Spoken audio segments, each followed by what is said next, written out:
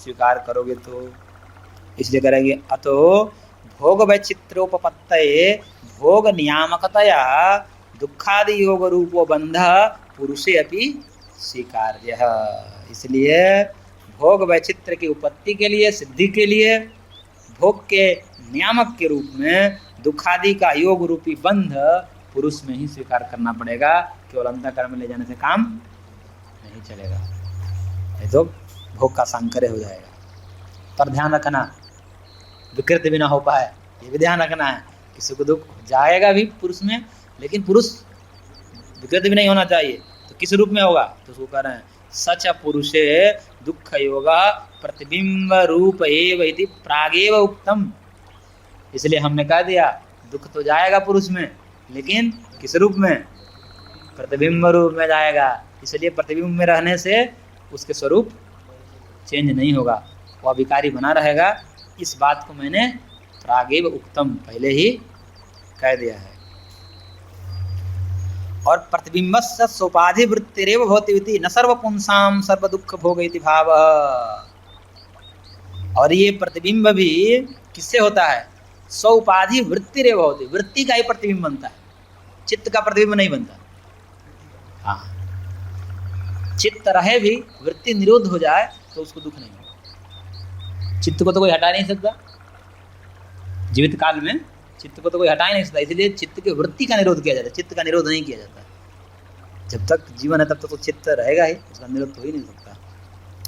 इसलिए स्व उपाधि वृत्ति, उसकी उपाधि वृत्तियां जो है, यानी कि चित्त की वृत्तियां जो है वो उसी का प्रतिबिंब होता है, उसी के कारण प्रतिबिंब होता है, चित्त के कारण नहीं। हालांकि वृत्तियां चित्त के ही धर्म है, इसलिए चित्त को कारण मान लेते हैं। इसलिए कह दिया जाता है, योग भाष्यकार ने कह दिया बुद्धि प्रतिसंवेदी पुरुष, कि पुरुष जो है बुद्धि का प्रतिसंवेदी, यानी बुद्धि को ही देखता है, रीड करता है, पढ़ता है। पुरुष का ध्यान इधर उधर नहीं रहता, बाहर नहीं रहता। उसकी इतनी मर्यादा है, वो इतना ही देखता है। कितना था? अपने नजदीक ही देखता है। तो किसको देखता है? बुद्धि को देखता है, क्योंकि उसकी मर्यादा है, बाहर नहीं देख सकता। राजा जैसे होते हैं ना, राजा अपने विश्वसनीय जो होते हैं उन्हीं की बात सुनता है, सबको नहीं सुनता। तो इस प्रकार से वृत्ति अंतःकरण का धर्म होने से कह दिया जाता है। लेकिन सीधा सीधा प्रतिबिंब किसके कारण होता है? उसकी उपाधि जो वृत्तियां हैं, चित्त की वृत्तियां हैं, उसी का प्रतिबिंब बनता है पुरुष में, उन्हीं के कारण होती है।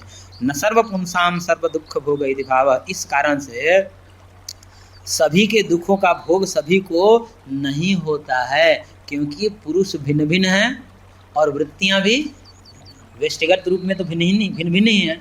तो भिन्न भिन्न वृत्तियों का प्रतिबिंब भिन्न भिन्न पुरुष में पड़ता है। इस प्रकार से व्यवस्था बन जाती है कि सबके सुख दुखों का सांकर्य नहीं होगा। एक का दुख सब में चला जाए या एक का सुख सबको होने लगे एक ही समय, ऐसा नहीं होता। क्योंकि एक पुरुष का एक वृत्ति का प्रतिबिंब एक पुरुष में बनता है, दूसरे वृत्ति का प्रतिबिंब उस पुरुष में नहीं पड़ता, दूसरे पुरुष में पड़ता है। अब यहाँ भी प्रश्न उठता है, देखिए सांख्य के मत में पुरुष नाना है। पुरुष क्या है? नाना है। और सब पुरुष विभु हैं, व्यापक हैं, सब व्यापक हैं। नाना भी हैं और व्यापक ही हैं। हाँ, जैसे ब्रह्म व्यापक है ना, वैसे भी पुरुष भी व्यापक है। जैसे मेरी आत्मा आप में भी है, आप में भी है, आप में भी, सब में है, सब में मैं ही हूँ। और आप भी सब में हैं, सब में हैं।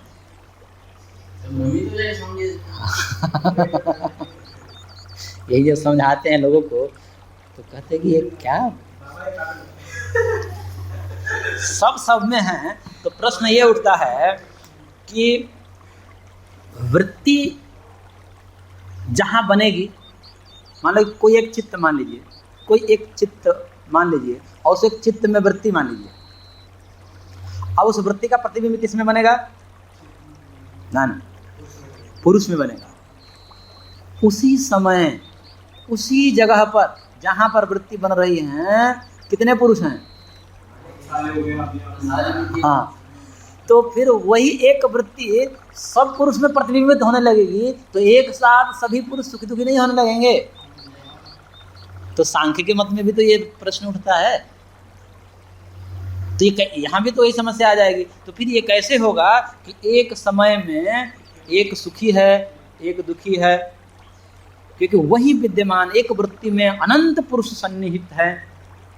तो अनंत पुरुषों में वही वृत्तियां समान रूप से प्रतिफलित होगी, तो एक साथ सभी सुखी हो जाएंगे, या तो सभी सुख दुख का सांकर्य हुए बिना नहीं रहेगा, क्योंकि पुरुष को बहुत भी मानते हो और सर्वव्यापक भी मानते हो। तो व्यवस्था कैसे बनेगी? देखिए अभी आपको एक झटका और लगेगा।